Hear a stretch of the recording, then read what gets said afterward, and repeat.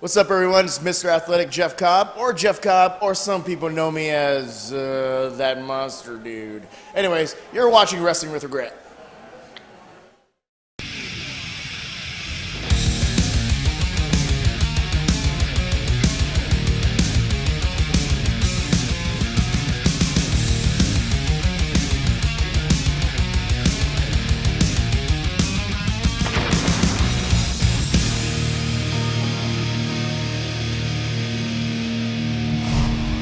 Hey everybody, do you know what today is? It's the 4th anniversary of Wrestling with Regret.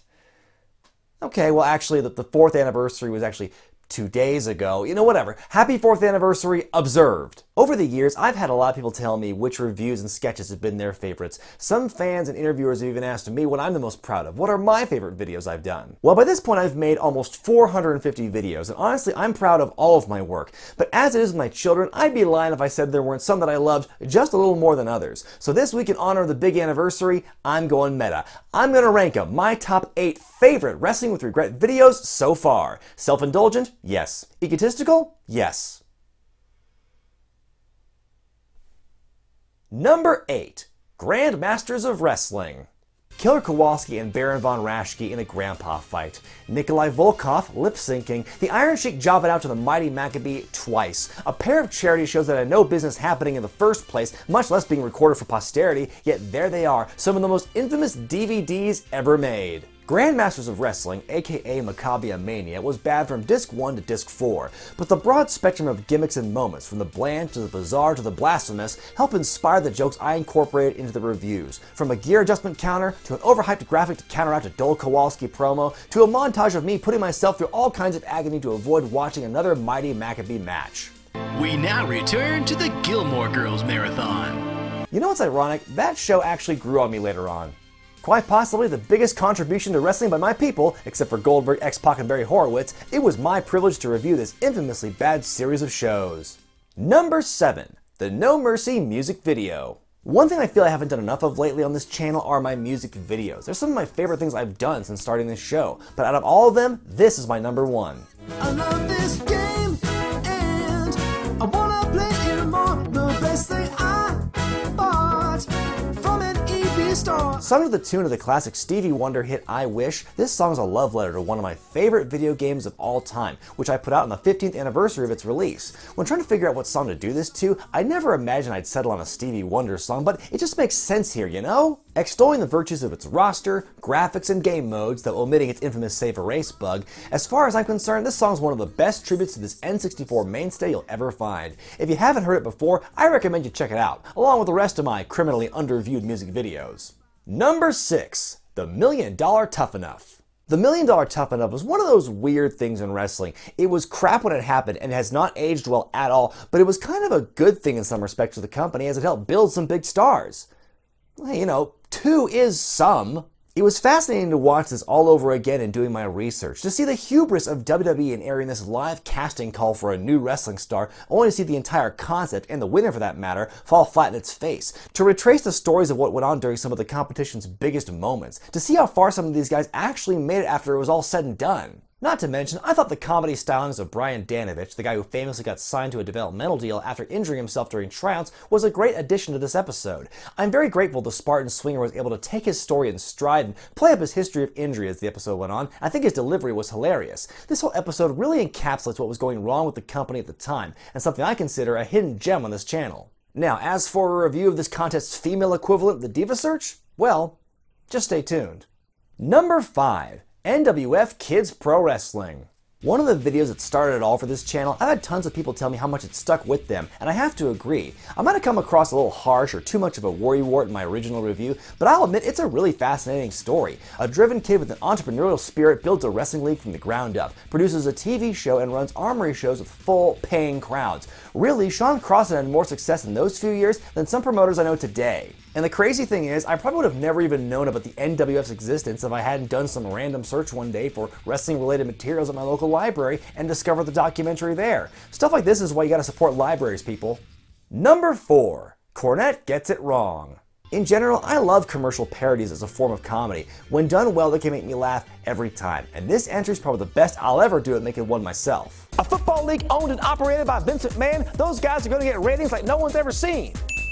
I was thinking of putting the entire Jim Cornette trilogy in here. Cornette Gets It Wrong, Vince Russo Will Change Your Life, and The Night Before Christmas. But I always come back to this one because it was so pivotal for my YouTube career. When I saw so many folks take Cornette's words regarding Kevin Owens and throwing him back in his face, I could understand both sides. So on a whim, I wrote the video as a gentle dig at both Cornette and the internet fans who seem to despise him. And it was done in such a way the message was completely up to the viewer. What you got out of it depended on whose side you were on. But I never could have imagined how well it would have been received, as it was eventually shared by Cornette himself, along with some of his enemies, and even made it to #1 on Reddit's Squared Circle. It quickly became the most popular video I'd ever done at that time, and I'd have to say it was a huge jumping off point for the success of this channel. So I guess if it weren't for those angry Kevin Owens fans feeling good about themselves, this channel might never have taken off. So... Thank you, fuck you, bye.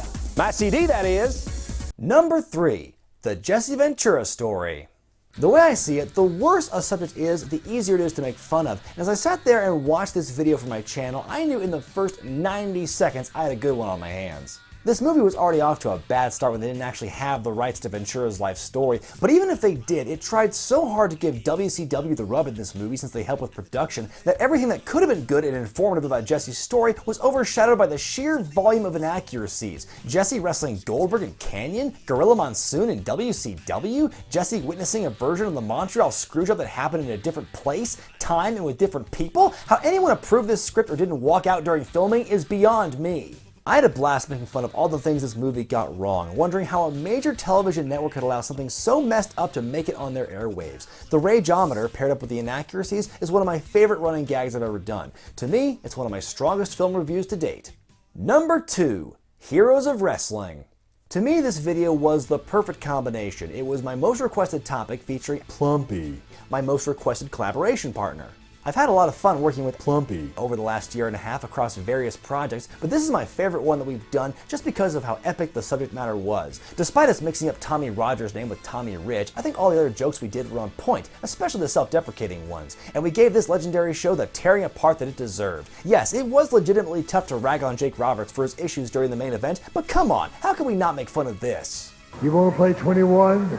I got 22.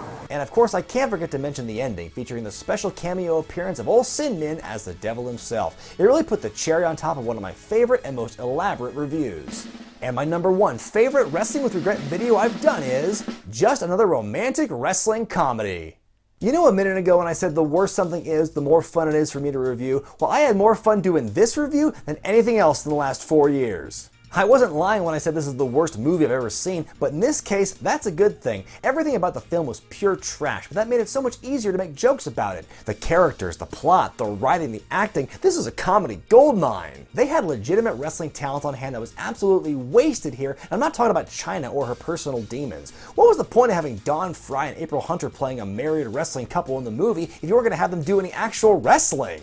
And speaking of names, did you know Deborah McMichael was supposed to be in this movie too, if the early promotional material is any indication? I can't imagine how much more bizarre this movie would have been if she were in it. What got me most worked up about this movie was the pacing of it all. This reaction to the scene with the director and the tied-up fat lady was a bit of an exaggeration, but just barely. And here's what makes me laugh about this review. I have taken shots at a lot of bad things on this show, yet no matter how bad it is, there's always been somebody to defend it. This is the first and only review I've ever done where that's never happened. This movie is so bad, it's indefensible. An extraordinarily awful movie lends itself to a review that was so easy to make, I didn't have to rely on one side character or cutaway gag to make it funnier. The material was enough of a gag in and of itself. And that's why Just Another Romantic Wrestling Comedy is my personal favorite Wrestling with Regret video.